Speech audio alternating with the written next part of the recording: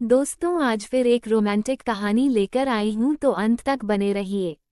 उस दिन सच में बड़ी घनघोर बारिश हो रही थी। बादल गरज रहे थे, बिजली चमक रही थी, पानी बरसने की आवाज चारों तरफ से आ रही थी। सड़कों पर, नालियों पर, यहाँ तक कि घरों में भी पानी भर गया था। रात के 10 बजे बज चुके थे। बिजली बंद हो गई थी। मैंने इन्वर्टर से लाइट का इंतजाम कर लिया था।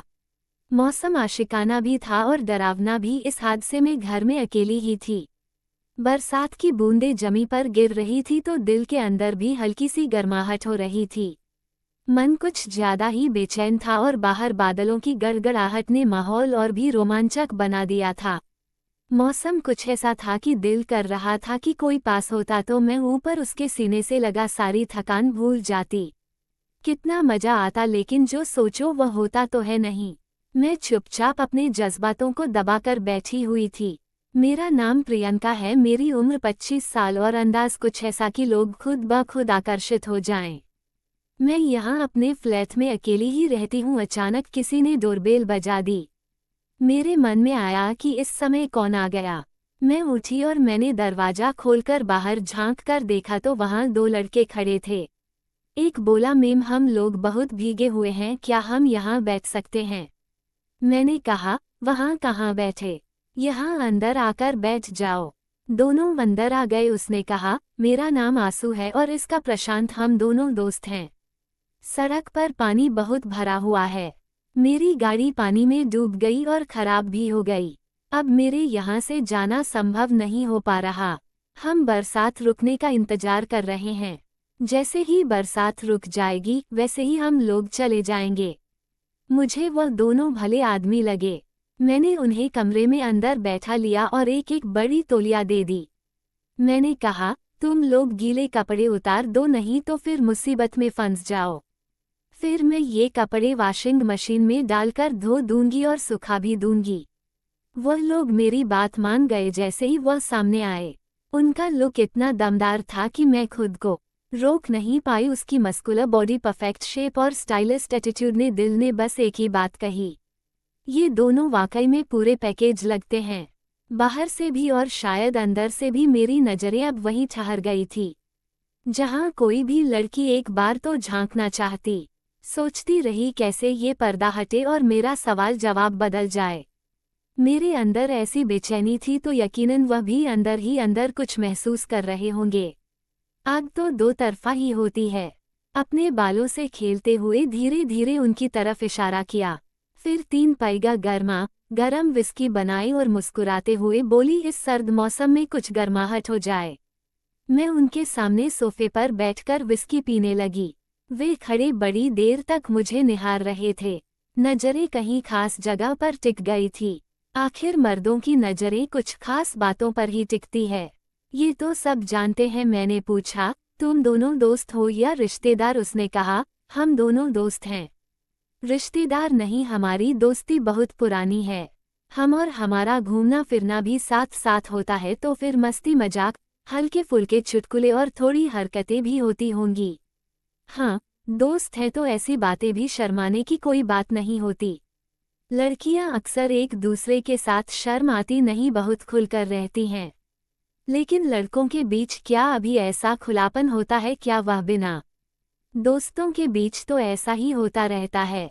मैंने कहा, अच्छा तो तुम लोग जरा खड़े हो जाओ। वो खड़े हो गए। मैं चुपचाप उठी और उनके बिल्कुल नजदीक आ गई।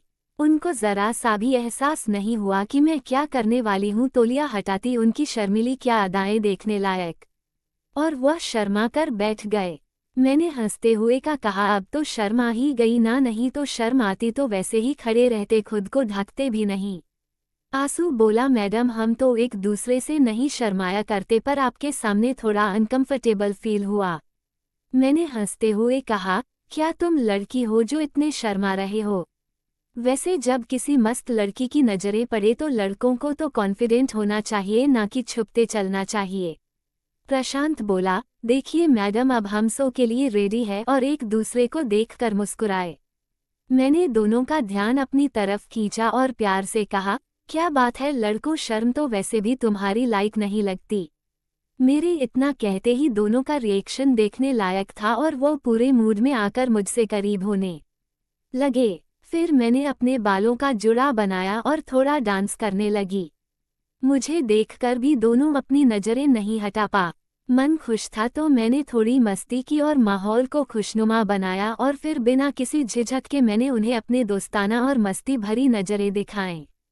मुझे वह मर्द पसंद थे जो बेफिक्र और कॉन्फिडेंट होते हैं। उनके साथ खुद को पूरी तरह खुला महसूस करना मेरे लिए बहुत मजेदार होता है, लेकिन दोस्ती में दोनों परफेक्ट थे। मैं बेड पर आराम से लेटी थी और वे दोनों मेरे इतने पास थे कि हमें अलग करना मुश्किल था। फिर हम सब ने अपनी अपनी तरफ से मस्ती शुरू कर दी। वो नज़ारा बड़ा ही अलग था और दो दोस्तों के साथ पलों का आनंद ले रही थी। दोनों नए दोस्त मेरे अंदर की ऊर्जा को और बढ़ा रहे थे। जब दो लोग में मिलकर मेरी खुशी का ख्याल रख रहे थे तो मैं खुद को रोक नहीं पा रही थी। मजा तो बस बढ़ता ही जा रहा था। मैं भी दोनों के साथ मस्ती कर रही थी और वह भी अपनी खुशी नहीं छुपा पा रहे थे। जहाँ देखो वहाँ एकदम जोश और मजा ही मजा था। फिर थोड़ी देर के बाद हम इतने धीरे धीरे अपना रोल निभाना शुरू किया। मैं प्रशांत की कंपनी का आनंद ले रही थी और आंसू भी अपने अंदाज में बिजी था। हमारे बीच का केमिस्ट्री देखने बनती थी। मैं पहले से ही बहुत खुश थी और लगा कि आंसू के पास भी खूब एक्सपीरियंस है। मैंने पूछा तो उसने हंसकर बताया कि उसने कई बार और मजा किया है। फिर उसने अपनी रफ्तार बढ़ाई और मैं पूरी तरह इस पल का आनंद लेने लगी। फिर अचानक प्रशांत ने अपना जलवा दिखाया और आंसू ने भी अपना कमाल। प्रशांत ने पूरे जोश के साथ अपनी भूमिका निभाई। मुझे पता चल गया कि प्रशांत भी कमाल का एक्सपीरियंस रखता है। वो दोनों देखने में तो साधारण लगे लेकिन काम में बड़े माहिर थे। लड़की को खुश करने में उन्होंने कोई देरी नहीं की। प्रशांत बोला, आंसू आज का दिन हम दोनों के लिए लकी है। इतनी बरसात में इतनी बढ़िया मस्ती मिलना बड़ी खुशी की बात है। वो मुझसे बोला, जब मैंने आपको देखा प्रियंका जी तो मैं आपका फैन हो गया। जब आप कपड़े मशीन में डालने गई तो मैंने आंसू से कहा, अगर इस मस्त बारिश में मौका मिले तो मजा आ जाएगा। प्रियंका तो सच में बड़ी कमाल की है यार। मैंने कहा, अच्छा तो तुम्हारा एक्साइटमेंट बढ़ गया था जब तुम अकेली एक लड़की को देखा था। फिर मैंने अपने दोनों की मस्ती भरी बातें सुनकर एंजॉय किया और साथ में डिनर का भी बढ़िया इंतजाम कर लिया। हमने खुलकर किया और मज़ेदार बातें शेयर की। मैंने अपने अनुभव बताए और उन्होंने भी अपने मज़ेदार किस्से बताए। इतने में फिर मेरी ऊर्जा लौट आई और सब कुछ और मज़ेदार हो गया। दोनों ने मिलकर मेरी खुशी का पूरा ख्याल रखा। हमने साथ में खूब हंसी मजाक किया और पल यादगार बना दिए। दोस्तों, ये थी आज की कहानी। धन्यवाद। जय हिंद, जय भारत।